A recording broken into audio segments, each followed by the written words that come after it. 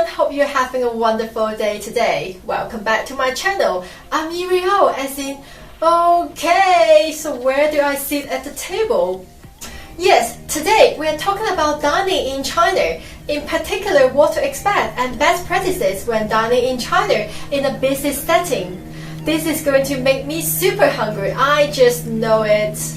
You cannot simply master your chopstick skills and assume that is the beginning and the end of dining in China. Though, obviously, good use of your chopsticks will make sure that you don't leave the restaurant hungry. While there may be slight variations across a country as large as China, there is common dining etiquette across the board. And though some details may not appear important, not adhering to these unwritten rules could ultimately cost you business and weaken relationships. So the more you know, the better. First and foremost, get there on time.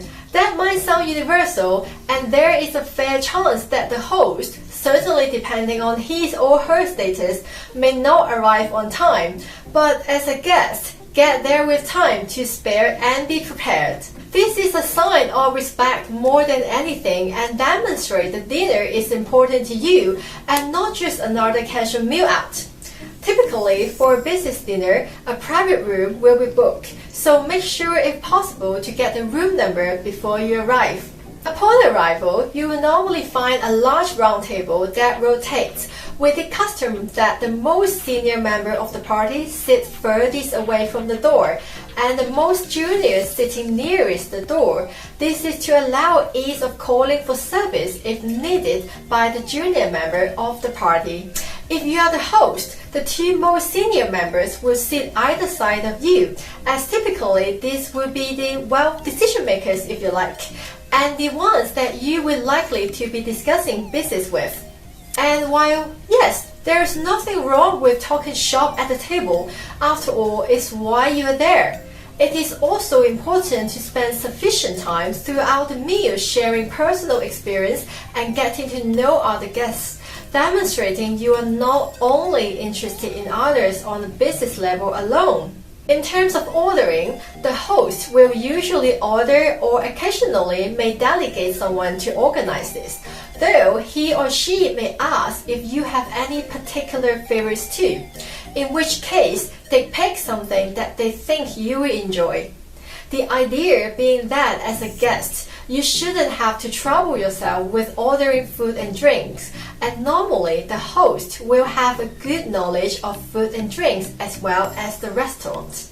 Before food is served, it is customary for guests to wash the small bowls, cups, and chopsticks in their plates with tea. So fill your bowl to rinse each item and then pour the tea back into the large bowl that will be on the table. Once food is served, do not start until the host has started. If you add something to your plate, firstly, ensure you eat them all. Don't leave anything on the plate, as this may cause the host to feel that as though they have made a mistake. And be sure to say thanks every time something is served.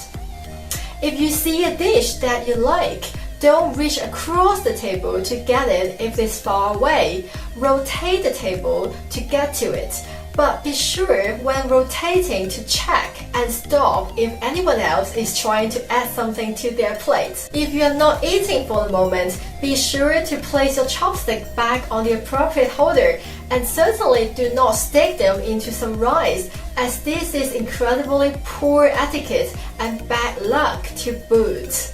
Generally, the host will order wine, whether that is red, white, or the Chinese baijiu, a strong tasting rice wine. As a guest, be prepared to drink, as this is certainly an important custom for Chinese people. If you simply cannot or do not drink alcohol, it is possible to bring a colleague with you who will do the drinking on your behalf. That said, in some areas of China, not drinking at all can be misconstrued as not giving the host face, although this is not always the case. Of course, if you are drinking, then should the host cheers you, often you will be expected to finish the glass, though it is advised that you check to see what the host does before slamming the whole glass down your neck. If you drink the whole glass, essentially that means the host now has to do that as well. For larger parties, you are expected to move around from table to table, not only staying where you were originally sat. Toast people on different tables with wine, making sure to observe their actions too. It is not guaranteed that each guest will insist you finish the entire glass. Drinks aside, should you be a smoker and the host offer you a cigarette, it would be very poor manners to turn it down and smoke your own. Naturally, if you do not smoke, there is no problem with politely declining, but be open to consenting to the host smoking if allowed. When the bill arrives, the host will take care of it normally, and it is not advised to attempt to fight for it, as this will be considered rude as opposed to polite. Simply thank the host and then be ready to head out. With any luck, being aware and adhering to these customs should ingratiate you with your host and guests, and fingers crossed, a business relationship will have been strengthened and continue to blossom. That's it for me today. After talking about dinner, I knew it, now I'm starving. Let me know in the comments if you have ever experienced any other interesting dining customs in China. I appreciate you. If you haven't subscribed yet, take a moment, click the subscribe button, because this channel is all about China, genuine insights from me and my team who have all spent time living in both UK and China. Take care my friends, have a wonderful day today, and I will see you soon.